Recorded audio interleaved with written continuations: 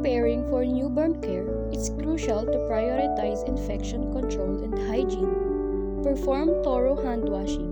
Use soap and water to scrub your hands for at least 20 seconds, paying attention to all surfaces, including between fingers and under nails.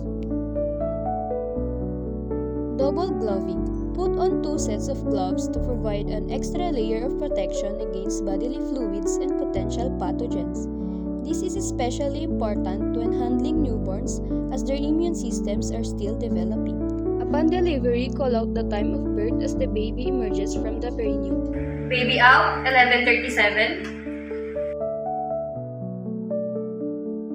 Use a warm, dry linen to gently towel dry the newborn for at least 30 seconds, stimulating the baby to breathe.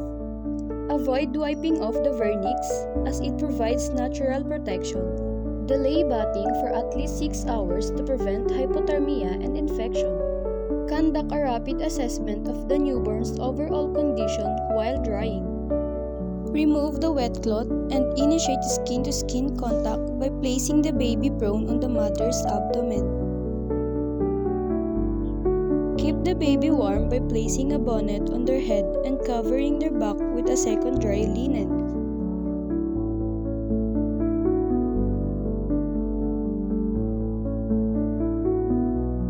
Remove the second glove prior to handling the umbilical cord. Allow the cord pulsation to cease naturally without milking the cord. Clamp the cord 2 cm from the umbilicus base, then apply a second clamp 5 cm away from the umbilicus. And then cut the cord. Perform eye care procedures and administer vaccinations as required.